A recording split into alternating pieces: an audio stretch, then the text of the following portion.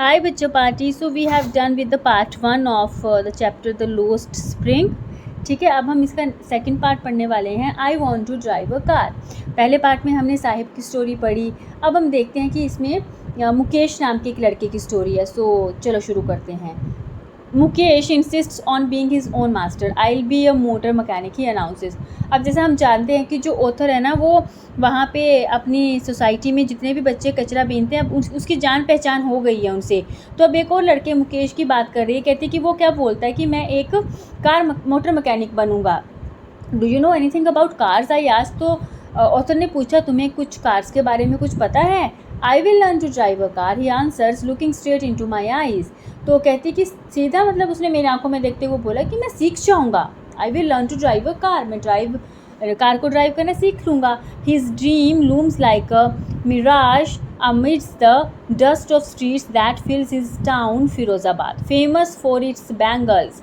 अब फिरोज़ाबाद की स्टोरी है ये. ठीक है, क्योंकि हमारी जो ऑथर हैं वो यहाँ वहाँ घूमती रहती हैं पूरी कंट्री में, और वो इन ऐसी तरह मतलब जो बच्चे जैसे कोई रैग पिकिंग का काम करता है या इस तरह के, उनमें वो काफ़ी इंटरेस्ट लेते हैं. बेसिकली उनको चाइल्ड लेबर से रिलेटेड, मतलब उनको बच्चों के बचपन खोने से प्रॉब्लम है ना, वो चाहती हैं बच्चों के लिए कुछ हो, तो वो तभी उन्होंने ये स्टोरीज़ लिखी हैं. तो ये फिरोज़ाबाद की स्टोरी है. अभी तो कहते हैं कि उसका ड्रीम पता कैसा है. मिराज क्या होता है, एक मृग तृष्णा है ना, मतलब वो जैसे बहुत मुश्किल हो जो पूरी होना, एक ऐसी इच्छा. तो उसका ये सपना कैसा था, एक मृग तृष्णा की तरह, और जो कि कहाँ कहाँ था वो, एक फिरोज़ाबाद की गलियों में, मतलब बैंगल्स के बीच. फिरोज़ाबाद अपने बैंगल्स के लिए मशहूर है, तो उन गलियों में वो धुंधला सा उसका सपना दिखता था. Every other family in Firozabad is engaged in making bangles. अब पहली स्टोरी हमारी कचरा बीनने वालों से रिलेटेड थी ना, कैसे उन बच्चों की लाइफ और उनकी कैसी लाइफ होती है. अब हम देखेंगे जो लोग बैंगल्स बनाते हैं बहुत प्यार से बैंगल्स पहनते हैं, लेकिन अब हम देखेंगे कि जो हमारे लिए जो बैंगल्स बना रहे हैं उनकी लाइफ कैसी है. It is the center of India's glass blowing industry, where families have spent generations working around furnaces, welding glass, making bangles for all the women in the land, it seems. तो कहते हैं कि ये फिरोज़ाबाद में ना India का centre, मतलब यहाँ पे बहुत ये फेमस ही बैंगल्स बनाने के लिए है, और यहाँ पे इंडस्ट्रीज़ हैं जहाँ पे फैमिलीज़ की पीढ़ी दर पीढ़ियाँ वहाँ पे क्या काम करती हैं. फर्नेसेस होते हैं बेटा, जहाँ पे जैसे आग के वो, क्योंकि वेल्डिंग का काम होता है ना, तो एक तरह के वो क्या बोले इनको, चूल्हे टाइप हैं जहाँ पे फिर वो बैंगल्स बनती हैं, है ना, ग्लास, उसका वेल्डिंग का काम हो रहा है. और Mukesh family is among them, Mukesh की फैमिली भी उनमें से एक ही है. None of them know that it is illegal for children like him to work in the glass furnaces with high temperatures. अब जहाँ पे चूड़ियाँ बनती हैं ना ग्लास फर्नेसेस में, एक्चुअली हाई टेम्परेचर में बच्चों के लिए काम करना कि इलीगल है. एक्चुअली हमारी गवर्नमेंट ने रूल्स लॉ बनाया है कि अगर एक तो एज डिसाइड है, इस एज से कम बच्चों से हम लेबर का काम नहीं करवा सकते. कुछ बच्चे जैसे एक एज के बाद अगर बच्चा काम भी करता है उसके लिए भी कुछ रिस्ट्रिक्शंस हैं, किस तरह की स्थितियों में उसको काम करना है कि नहीं करना है. तो इतने हाई टेम्परेचर में बच्चों से काम करवाना इलीगल है. Okay. In dingy cells without air and light that the law, if enforced, could get him and all those 20,000 children out of the hot furnaces where they slog their daylight hours, often losing the brightness of their eyes. अब देखो जहाँ पे चूड़ियाँ बनती है ना, बहुत वो जो डिंगी सेल्स, बड़े कंजस्टेड से सेल्स होते हैं, वहाँ पे ना हवा होती है ना लाइट होती है ना. तो कहते हैं कि अगर ये हमारा लॉ सच में लागू हो जाए ना, तो मुकेश और उसके जैसे 20,000 बच्चों को उन हॉट फर्नेसेस से छुटकारा मिल सकता है, जहाँ पे वहाँ पे वो कुछ नहीं है, मतलब सारा दिन वो कितने घंटे वहाँ बिताते हैं, और वहाँ हवा नहीं है, वहाँ पे लाइट नहीं है, और इतने अंधेरे में काम करके उनकी आइज़ पे स्ट्रेस पड़ता है, और मोस्टली बहुत सारे लोगों की, बच्चों की आंखों की रोशनी चली जाती है.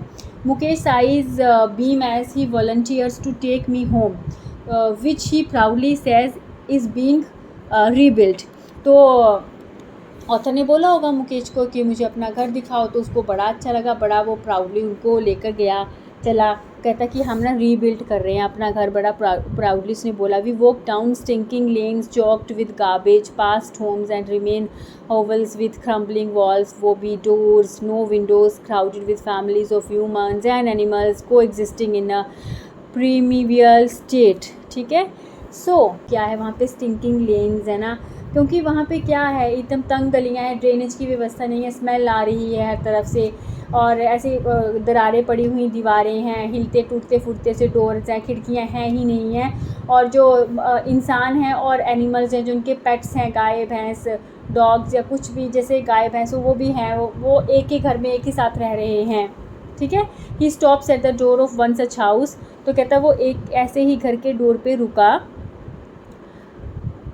Just hold down, bangs the wobbly iron door with his foot and pushes it open. और कहता था उसने बैंग किया, एक वो भी मतलब हिलता जुलता सा आयरन का डोर था, लोहे का दरवाज़ा, तो उसने पैर से उसको ऐसे बैंग किया एंड उसको धकेला खोलने के लिए। We enter a half built shack, in one part of it thatched with dead grass is a firewood stove over which sits a large vessel of sizzling spinach leaves। तो कहता कि हम एक हाफ बिल्ड शैक झोपड़ी नुमा घर में जो आधा बना हुआ था उसमें घुसे। एक पार्ट में वहाँ पे क्या था, डेड घास पड़ी हुई थी, और फायरवुड जैसे आग वाला चूल्हा था, जहाँ पे एक बहुत बड़ा सा बर्तन रखा हुआ, और उस पर क्या हो रहा था, जो स्पिनच पालक के पत्ते थे वो सिजल, आग से वो सिजल करते हैं ना, वैसे वो कर रहे थे। On the ground in large aluminium platters are more chopped vegetables. और ग्राउंड पर क्या थे, बड़ा सा एल्यूमिनियम के प्लेटर से, मतलब परात नुमा बर्तन, जैसे परातें होती हैं ना, वैसे वैसे बड़ी बड़ी थालियाँ थी, और उनमें क्या थी, चॉप कटी हुई सब्जी पड़ी हुई थी। Frail young woman is cooking the evening meal for the whole family. पतली दुबली सी एक लड़की थी जो शाम का भोजन रेडी कर रही थी सारी फैमिली के लिए। Through eyes filled with smoke and smiles, आंखों में उसके धुआं था फिर भी हंस रही थी। She is the wife of Mukesh Elder brother, Mukesh के बड़े भाई की बीवी थी वो, मतलब उसकी भाभी। Not much older in years, she has begun to command respect as the bahu, the daughter in law of the house, already in charge of 3 men, her husband Mukesh and their father.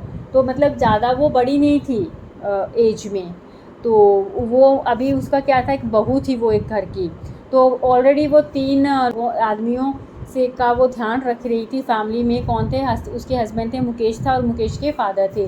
When the older man enters, she gently withdraws behind the broken wall and brings her veil closer to her face।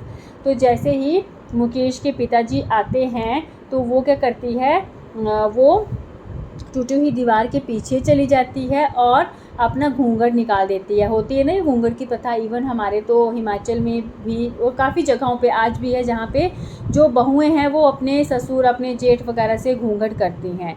तो उसने भी ठीक वैसा ही किया। As custom demands, daughter in laws must veil their faces before male elders in the case the elder is an impoverished bangle maker. तो कहते कि वो बता रही है, जो हमारी ऑथर है, कस्टम बता रही है कि मतलब डॉटर इन लॉ बहुओं को अपना घूंघट से फेस ढकना ही है, और सभी एल्डर्स के आगे। और यहाँ पे जो एल्डर था वो क्या था, एक बेहद ही गरीब बैंगल मेकर। ठीक है, despite long years of hard labour, first as a tailor then a bangle maker, he has failed to renovate a house, send his 2 sons to school। All he has managed to do is teach them what he knows, the art of making bangles। तो पूरी life उसने क्या किया है, struggle ही किया है। पहले वो एक टेलर था, फिर वो बैंगल मेकर बना, और ना तो वो अपने घर को रिनोवेट कर पाया, ना बच्चों को स्कूल भेज पाया। सिर्फ उसने क्या किया है, बच्चों को बस सिखाया है आर्ट ऑफ मेकिंग बैंगल्स, बस वो इतना ही कर पाया है। मुकेश के पिताजी की बात हो रही है। इट इज़ हिज कर्म, his destiny, says Mukesh's grandmother, who has watched her own husband go blind with the dust from polishing the glass of bangles। अब मुकेश की दादी की बात कर रही हैं कि ये उसके कर्म है, उसकी नियति है। अब दादी जो है वो किस बोल रही है, उनके जो हस्बैंड है मतलब मुकेश के दादा, यही काम करते करते बैंगल्स को पॉलिश करते करते बनाते अंधे हो गए हैं। ठीक है, भगवान ने जो एक मतलब कुछ हमारे लिए तय किया है, क्या उसको हम तोड़ सकते हैं, क्या उसको हम मतलब चेंज कर सकते हैं। She implies born in the caste of Bengal makers, they have seen nothing but bangles in the house, in the yard, in every other house, every other yard, every street in Firozabad. तो वो एक bangle makers की family में पैदा हुई थी और उसने क्या देखा है, उन्होंने क्या देखा है, बैंगल्स ही बैंगल्स देखी हैं। कहाँ पे? घर में, आंगन में, दूसरे घरों में, दूसरों के आंगन में, हर फिरोज़ाबाद की हर गली में। Spirals of bangles, sunny gold, paddy green, royal blue, pink, purple, every color born out of the 7 colors of the rainbow। तो मतलब बस चूड़ियों के घेरे, Sunny gold, different colours, gold, paddy green, royal blue, मतलब हर तरह के कलर उन्होंने बैंगल्स में देखे हैं। Lie in mounds in unkempt yards are piled on 4-wheeled hand carts pushed by young men along the narrow lanes of the shanty town। तो वही मतलब बैंगल्स कहाँ पड़ी हुई हैं, हर जगह ढेर लगे हुए हैं, है ना। वो शैंटी टाउन मतलब पूरी जगह पे क्या है, नैरो लेन्स में हर जगह वो बस उनके गुच्छे हैं बैंगल्स के। And in the dark hutments next to the lines of flames of flickering oil lamp sit boys and girls with their fathers and mothers welding pieces of coloured glasses into circles of bangles. क्या है वहाँ पे, क्या ज़िंदगी है उनकी। Dark hutments में, बहुत डार्क छोटे छोटे कमरों में लाइन बनाकर बैठे हुए हैं, फिकलिंग ऑयल लैंप्स के पास बैठे हुए हैं, बहुत कम लाइट होती है। लड़कियाँ लड़के वो क्या कर रहे हैं, वो जो वेल्डिंग शीशे के वेल्डिंग पीसेज हैं उनको बैंगल्स की शेप दे रहे हैं।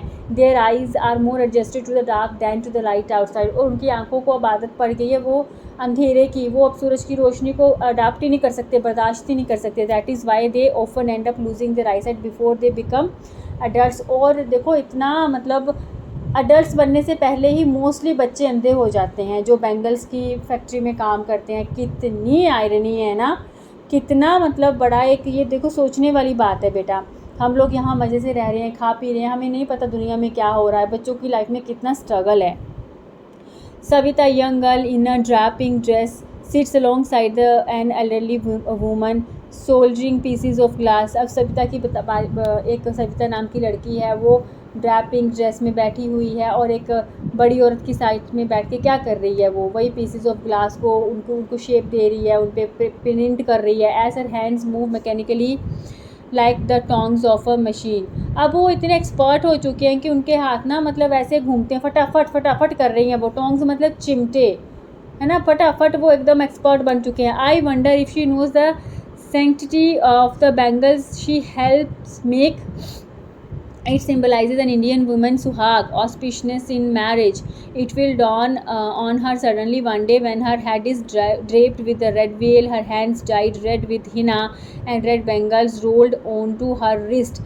अब मतलब वो जो ऑथर है ना हमारी, वो कह रही है कि इसको मतलब इसकी इस चीज़ का मेन अर्थ भी पता है जो बैंगल बना रही है, मतलब उसका क्या मीनिंग है। हमारे इंडियन सोसाइटी में बैंगल्स को सुहाग का प्रतीक मानते हैं। कहते हैं अभी ये बना रही है, इसके लिए इसका काम है, फिर जल्दी इसकी शादी हो जाएगी और यही बैंगल इसके हाथों में आ जाएंगी ना, घूंघट करेगी, ये बहू बन जाएगी जब, तो यही बैंगल्स अभी अपनी कलाइयों में पहनेगी जब ये दुल्हन बनेगी, है ना। Like the old woman beside her too became one many years ago. कहते कि जैसे कि जो दूसरी बाकी की उसके साइड में बैठी हुई दूसरी औरतें हैं जिनकी काफ़ी साल पहले शादी हो गई है। She still has bangles on her wrist. कैसे पहनी तो उसने बैंगल अभी भी है, but no light in her eyes. लेकिन उसकी मतलब उसको कोई ख़ास वो नहीं है बैंगल्स, मतलब शौक़ नहीं है, बड़ा खुशी नहीं है।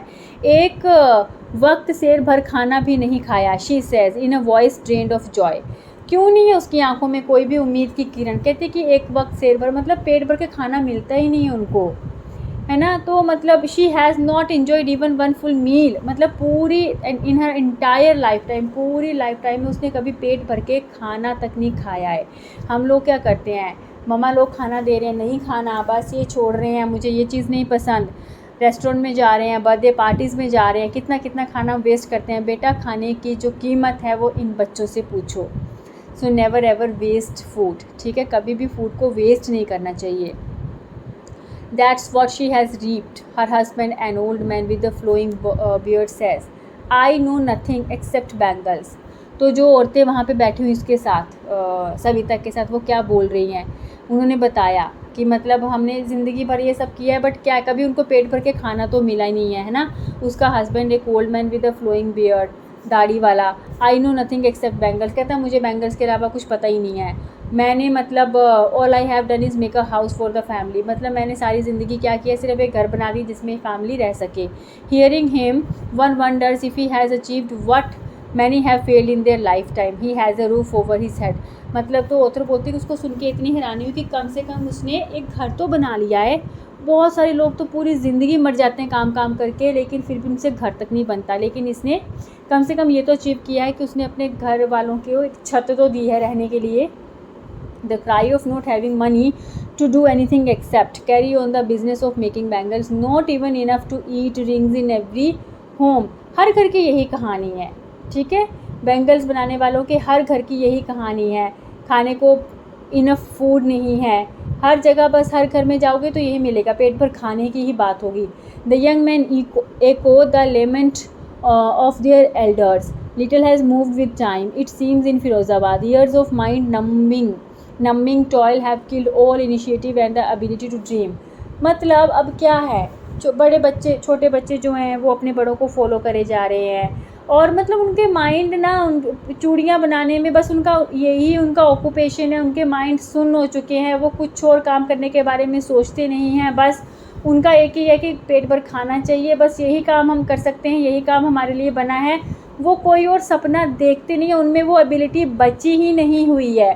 कुछ और करने का इनिशिएटिव लेने का सोचते ही तक नहीं है वो। Why not organize yourselves into a cooperative?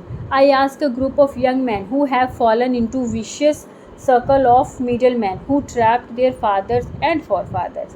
तो कहती मैंने ना एक ग्रुप से पूछा कि तुम लोग मतलब यंग मैन लड़कों का ग्रुप था जो vicious circle of middle man और ट्रैप जो अपने दादाओं परदादाओं के ये जो उनका जो एक ख़ानदानी काम है उसमें उस ट्रैप में वो फंसे हुए हैं। कहती मैंने उनको पूछा तुम लोग ऐसे कोऑपरेटिव एक ग्रुप में क्यों नहीं काम करते ना।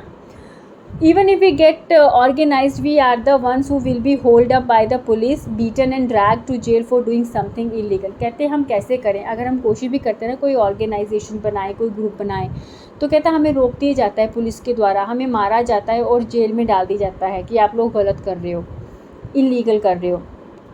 दे से there is no leader among them, no one who would help them see things differently. Their fathers are as tired as they are. They talk endlessly in a spiral that moves from poverty to apathy to greed and to injustice। अब problem पता क्या है ना, कोई भी बेटा group में जैसे कोऑपरेटिव जैसे हम एक कोई संगठन बनाते हैं तो उसके लिए कुछ बेसिक चीज़ें की ज़रूरत होती है, कोई लाइसेंस चाहिए ना, किसी की परमिशंस चाहिए। अब ये पढ़े लिखे हैं नहीं, ठीक है।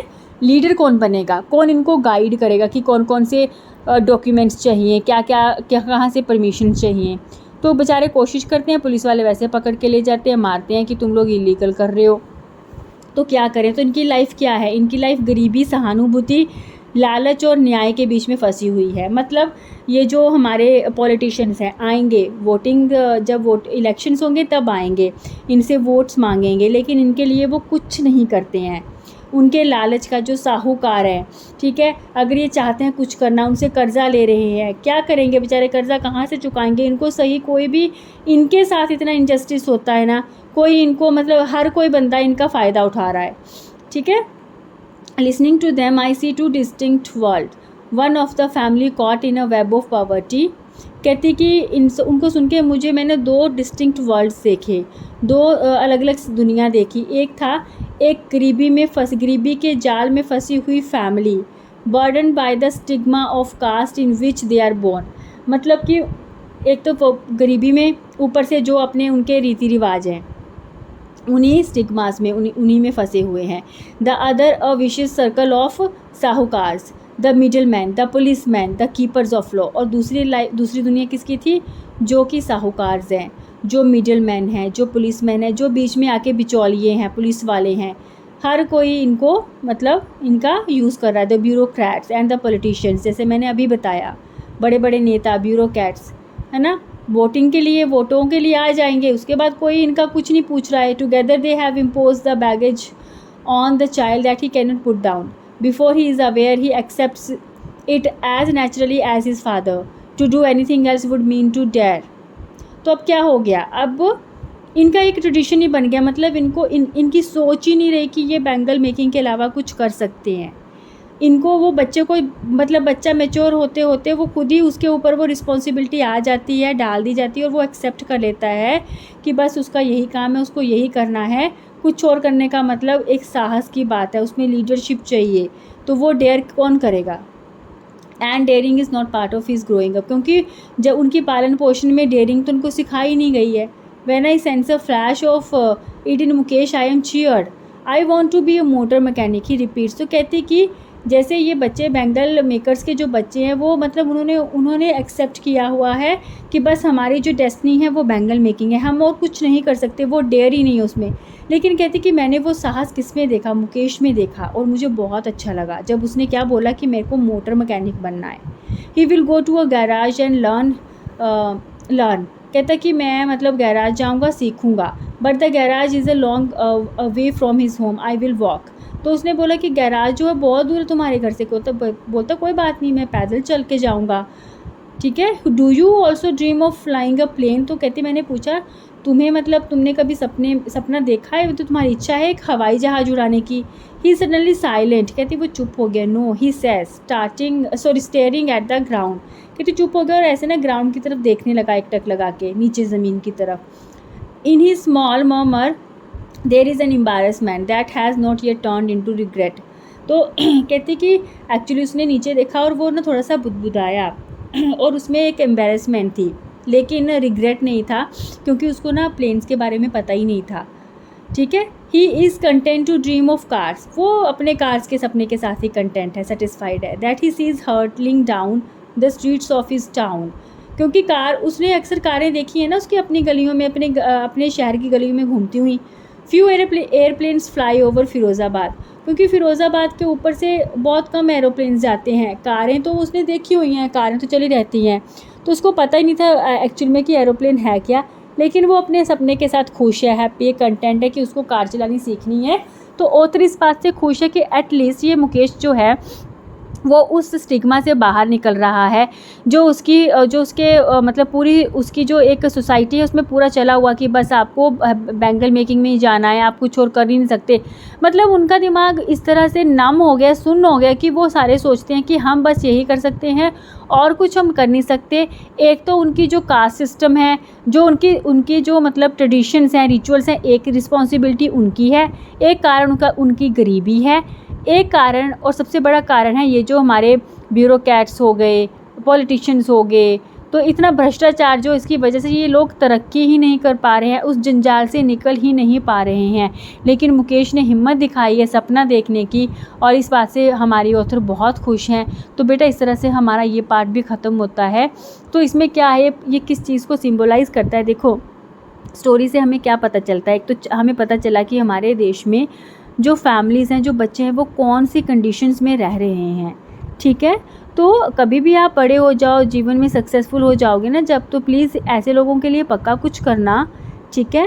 And the next thing is कि हमारा जो देश में कुछ सिस्टम की ख़राबी है, जो भी बोलो, तो बहुत सारे बच्चों को सफ़र करना पड़ता है। मतलब बड़े होने से पहले उनकी आंखों की रोशनी जा रही है। तो हमारी गवर्नमेंट को स्ट्रिक्ट लॉ पास करनी चाहिए, उनको इम्प्लीमेंट करना चाहिए कि बच्चों को ऐसी जगहों पे काम ना कराया जाए, ठीक है। So that is it. Now we'll meet in the next video with difficult words, their meanings and pronunciation. Till then, take care. Bye bye.